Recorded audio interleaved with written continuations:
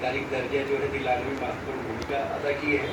तो कुल मिलाकर के महाराष्ट्र राज्य की अगर बात करें तो सबसे पहले महाराष्ट्र राज्य हिंदी साहित्य अकादमी की स्थापना जो है यहाँ पर की गई और महाराष्ट्र के साहित्यकारों में भी काका कालेलकर से लेकर बाबूराव विष्णु कराटकर से लेकर के आज तक डॉक्टर चंद्रकांत बांदेड़कर तक आप देखेंगे एक लंबी परंपरा है जिन्होंने हिंदी का विकास किया है।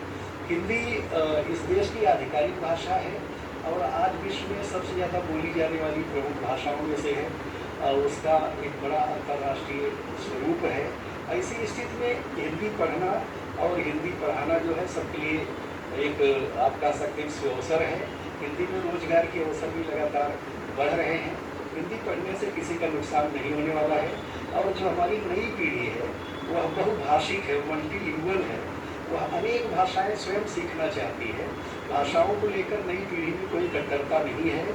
कोई कोरियन सीखना चाहता है, कोई जर्मन सीखना चाहता है, कोई फ्रेंच सीखना चाहता है। इस देश के अधिकांश बच्चे हिंदी भी पढ़ना चाहते हैं। अगर सरकार कोई भी व्यवस्था कर रही है तो उसका स्वागत होना चाहिए, यह कोई विरोध का विषय नहीं है। हिंदी और मराठी दोनों सगी बहनें हैं। अगर हिंदी हमारी माँ है तो मराठी हमारी मौसी है।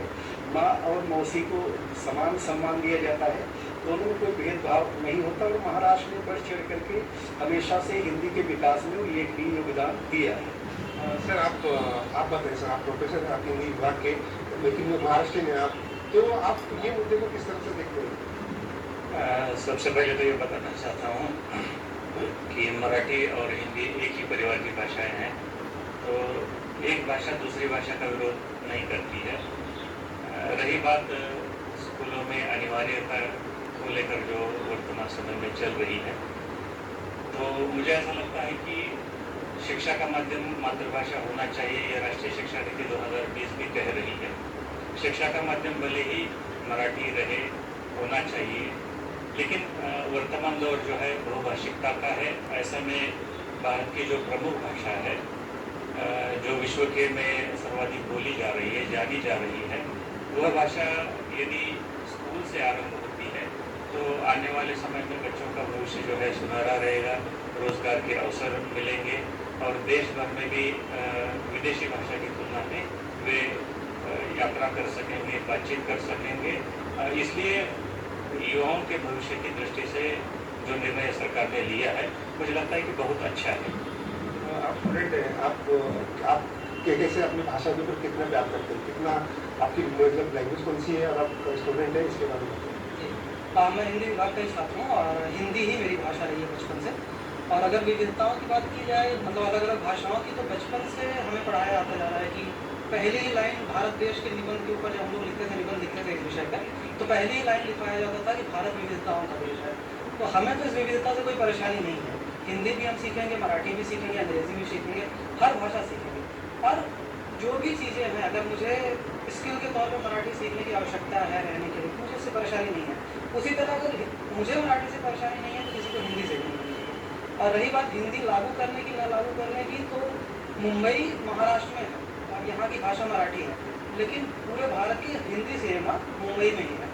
बड़े बड़े मराठी भाषी जो एक्टर रहे हैं या डायरेक्टर रहे हैं, वो हिंदी सिनेमा से अपना रोजगार चला रहे हैं, नाम कमा रहे हैं। अगर त्रिभाषा के रूप में इसको हिंदी को भी मान्यता दी जा रही है तो कोई गलत नहीं है, इसमें भी रोजगार का अवसर है। सर ने बताया कि काका कालेलकर से लेकर सावरकर की 12 खड़ी, इन सब चीज़ों में योगदान रहा है मराठी भाषियों को बहुत ज़्यादा, हिंदी को जो है आगे बढ़ाने में। तो जो विरोध करते हैं उनको पहले इतिहास पढ़ना चाहिए, उसके बाद विरोध करना चाहिए। आपको क्या लगता है हिंदी भाषा के बारे में? मेरी बोली भाषा जो है मराठी है। दोनों भाषा, जैसे सर ने बताया कि एक माँ होती है तो एक मौसी होती है, दोनों एक ही परिवार के हैं, वैसे ही हमें ऐसा लगता है कि हम मराठी होकर भी हम हिंदी में पढ़ रहे हैं तो हम किसका विरोध नहीं कर सकते। हम लोग को सारी भाषाओं का ज्ञान होना चाहिए, सब भाषा सीखनी चाहिए और जो सरकार का निर्णय हो सबको मान्य करना चाहिए। सर आपने बताया कि इसमें रोजगार की संधि उपलब्ध है हिंदी भाषा के सीखने से, क्या वो क्या है? देखिए, इस समय पूरे भारत में ही नहीं बल्कि विश्व में सबसे ज़्यादा बोली जाने वाली भाषा है। और आप देखेंगे कि भारत सरकार के जितने विभाग हैं, हर विभाग में राजभाषा विभाग है, वहाँ राजभाषा विभाग में बड़े पैमाने पर अधिकारियों की नियुक्ति होती है। इसके अलावा सारे विश्वविद्यालय, महाविद्यालय, वहाँ पर हिंदी विभाग है। साथ ही आप देखेंगे जो मीडिया का क्षेत्र है, इलेक्ट्रॉनिक मीडिया में और विशेष करके डिजिटल मीडिया में बहुत बड़ा रोजगार पैदा किया है। आज सैकड़ों पत्र पत्रिकाएं जो है इंटरनेट पर निकल रही हैं, पत्रिका के रूप में, बुक के रूप में किताबें आने लगी हैं। एक बड़ा नया संसार निर्मित हुआ है। बॉलीवुड की जो भूमिका है वो तो है ही, लेकिन टेलीविजन इंडस्ट्री और विशेष करके जो उपग्रह प्रसारित चैनल आए, इनके आने के बाद रोजगार का दायरा बहुत बढ़ गया है। तो आज आप देखेंगे, चाहे बैंकिंग का क्षेत्र हो, चाहे भारत सरकार के तमाम कार्यालयों का क्षेत्र हो, चाहे अनुवाद आज जैसे एक उद्योग बन गया है, तो इंडस्ट्री के रूप में अनुवाद कार्य कर रहा है। तो बड़े पैमाने पर अनुवादकों की जरूरत है। अगर मान लीजिए भारत की कोई कंपनी जर्मनी की किसी कंपनी को ओवरटेक करती है, तो उसका सारा लिटरेचर हिंदी में भी अनुवादित होता है। तो उसके लिए हिंदी और जर्मन के अनुवादकों की जरूरत पड़ती है। तो एक बहुत बड़ा क्षेत्र जो है कॉर्पोरेट जगत के कारण, वैश्वीकरण के कारण और बहुराष्ट्रीय